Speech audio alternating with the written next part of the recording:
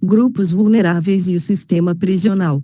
Vulnerabilidade é um termo originado das discussões sobre direitos humanos, geralmente associado à defesa dos direitos de grupos ou indivíduos fragilizados jurídica ou politicamente. A vulnerabilidade também é compreendida como a qualidade de vulnerável, que é suscetível de ser exposto a danos físicos ou morais devido à sua fragilidade. O conceito pode ser aplicado a uma pessoa ou um grupo social, conforme a sua capacidade de prevenir, de resistir ou de contornar potenciais impactos. As pessoas vulneráveis são aquelas que, por diversas razões, não têm esta capacidade desenvolvida e que, por conseguinte, encontram-se em situação de risco. Grupo vulnerável é um conjunto de pessoas que, por questões ligadas a gênero, idade, condição social, deficiência e orientação sexual, tornam-se mais suscetíveis à violação de direitos. Esses grupos de pessoas, para efeitos didáticos, são classificados no caderno referido em 6 categorias: mulheres, crianças e adolescentes, idosos, população em situação de rua, pessoas com deficiência ou sofrimento mental e comunidade LGBT, lésbicas, gays, bissexuais, travestis e transexuais. Além dos vulneráveis acima identificados, existem outros grupos na sociedade classificados como minorias. Estes são constituídos por pessoas que se encontram em uma posição não dominante no Estado e que possuem características religiosas, étnicas e linguísticas próprias, que os diferenciam da maioria da população, por exemplo, índios, remanescentes de quilombos, ciganos. Desse modo, considerando que a vulnerabilidade, especialmente no caso dos grupos vulneráveis mencionados, é caracterizada pela sujeição constante ao preconceito e à discriminação imposta pela maioria da sociedade, cabe aos agentes de segurança pública, compreendendo a pluralidade social e a diversidade humana, atuar de forma a garantir e preservar a dignidade de todos. Existem hoje no mundo diversos grupos de pessoas e comunidades que se encontram em situação de vulnerabilidade. Este coletivo multifacetado que inclui desde grupos étnicos discriminados até pessoas privadas de sua liberdade, entre outros, solicita ações e enfoque participativo que permitam incluí-los na sociedade global do século XXI através de programas de educação social e ações de empoderamento pessoal.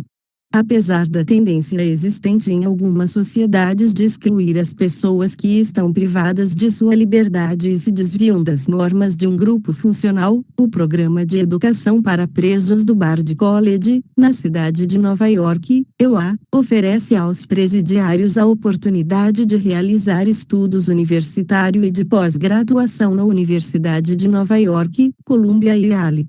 Mesmo assim, existe outro programa que ajuda as mulheres a sair da prisão quando finalizam seus estudos universitários.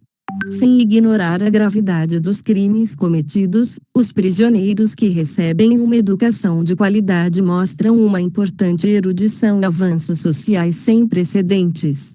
A educação sociológica lhes permite o empoderamento pessoal e a compreensão da interdependência que existe entre as pessoas de todas as sociedades, com toda sua variedade de características individuais. Por sua vez, cada pessoa consegue ter controle sobre suas ações e emoções e dirige sua vida com outras convicções. Por esta razão, a educação nas prisões foi reformulada para mais além dos parâmetros da prevenção do delito e poderia ser utilizada como modelo similar para resolver os problemas mais amplos das comunidades, inclusive fora da prisão. O êxito dos enfoques participativos e empoderamento pessoal através da educação social permite reduzir as vulnerabilidades individuais mediante a interação em grupos, ao mesmo tempo que se incrementam as capacidades dos setores mais marginalizados da sociedade, promovendo entre eles o desenvolvimento humano. Toda forma consistente de apoio mútuo e participação cidadã para abordar estes problemas resulta indispensável para desvanecer os estereótipos que definem os grupos vulneráveis. Fomentar o desenvolvimento das capacidades humanas que existem em cada um de nós e no coletivo marginalizado empoderará, através da educação social, todas as pessoas que pertencem à mesma comunidade, sociedade e ao mesmo mundo global interconectado. Histórico.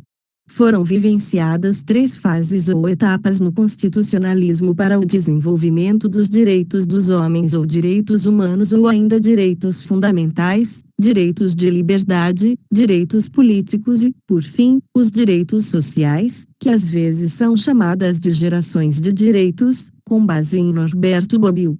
O mais correto é chamar de dimensões de direito, que se iniciam nos Estados Unidos da América do Norte, com a Carta do Bom Povo da Virgínia e, depois a Constituição dos Estados Unidos da América do Norte.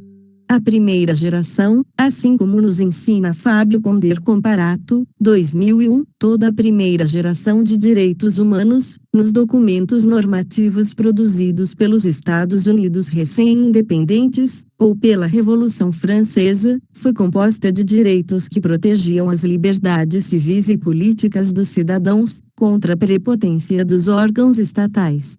A segunda fase começa com os direitos prestacionais da Lei Fundamental de Weimar, embora não possa se deixado de lado a contribuição da Constituição Mexicana de 1917. Na última fase, há a internacionalização, com a Declaração Universal dos Direitos do Homem, produzida na Organização das Nações Unidas. Bobbio descreve que o campo dos direitos de liberdade tem crescido conforme todas as inovações surgidas, e as que ainda estão por vir, no setor de transmissão de ideias e outros novos direitos, como a bioética, por exemplo. Há atualmente uma lacuna nos direitos sociais. Os direitos fundamentais, mas sujeitos a restrições, não podem ter um argumento absoluto, não é possível elaborar um pensamento pleno a direitos historicamente. São, portanto, direitos relativos, como revelam Luiz Alberto David Araújo e Vidal Serrano Nunes Júnior, 2010, página 108, 109. Norberto Bobbio, 2004, página 79, também traz uma ideia de novos direitos que devem ser melhor estudados, prevendo ainda que novos direitos devem surgir no futuro. Alguns autores citam a expansão dos direitos humanos alcançando a bioética e biodireito e até mesmo na legislação dos satélites, além do meio ambiente e acesso à água. Até mesmo, o direito de informação é considerado um direito dessa nova dimensão, Amaral, 2007. O campo dos direitos sociais finalmente está em contínuo movimento, assim como as demandas de proteção social nasceram com a Revolução Industrial, é provável que o rápido desenvolvimento técnico e econômico traga consigo demandas que hoje não somos nem capazes de prever. Bobbio, 2004, página 34. Manuel Gonçalves Ferreira Filho, 2005, página 79, em sua obra Direitos Humanos Fundamentais, na divisão dos direitos fundamentais, com suas 3 gerações, há dentro da segunda geração os direitos sociais, e na terceira os de solidariedade, ou de fraternidade. Essa ordem segue basicamente o lema da Revolução Francesa: liberdade, igualdade e fraternidade. Os de fraternidade cresceram basicamente no cenário internacional e, entre outros, têm como exemplos o direito à paz e ao meio ambiente. Para eles ainda não existe uma cristalização de entendimento doutrinário. Enquanto alguns direitos são modificados, outras nascem como frutos das novas formas de relações humanas, com as atualizações constantes dos hábitos convivenciais e das maneiras de lidar com a vida. Com isso é possível perceber que principalmente os direitos ligados à privacidade têm tido um desenvolvimento maior pelo aumento gradativo do seu campo de aplicação nos dias de hoje. Minorias. Os direitos humanos que são oponíveis contra o Estado e pertencem ao Estado, começam a ser vistos pelos grupos menores das sociedades organizadas. Podem ser citadas como elementos iniciais as lutas desenvolvidas nos Estados Unidos, pelo pastor Martin Luther King Jr., que deram início às ações afirmativas. As minorias são constituídas dos seguintes elementos: elemento de não dominância, elemento da cidadania, elemento numérico, elemento da solidariedade entre os seus membros para que seja preservados as suas culturas, tradições, religião ou idiomas. O número não é por si só capaz de caracterizar uma minoria. Para que a minoria seja protegida institucionalmente, necessita ser não dominante no estado em que vive. A solidariedade presente nas minorias visam preservar suas características imanentes e buscar a manutenção de suas peculiaridades que os diferem dos demais. Muitas vezes as minorias são maiorias numéricas, mas para saber se é minoria é preciso analisar não a quantidade e sim a qualidade. Pessoas pertencentes aos grupos minoritários precisam de um tratamento diferenciado para se enquadrar à sociedade. Deve-se ser avaliado aqui o princípio da igualdade, da isonomia e procurar entender o significado da frase de Aristóteles: a igualdade consiste em tratar igualmente os iguais e desigualmente os desiguais. O papel do Estado é fundamental neste sentido, devendo este implantar políticas públicas, ações afirmativas, diminuindo assim as barreiras, a fim de que haja um bom convívio social.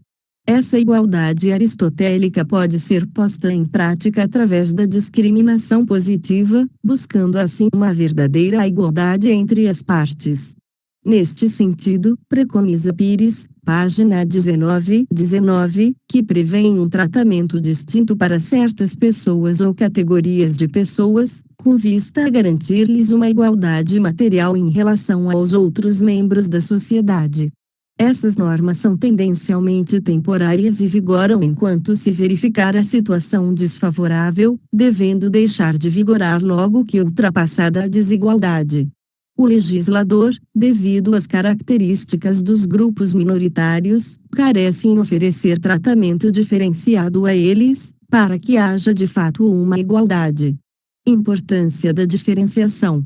O legislador, devido às características dos grupos minoritários, carece em oferecer tratamento diferenciado a eles, para que haja de fato uma igualdade.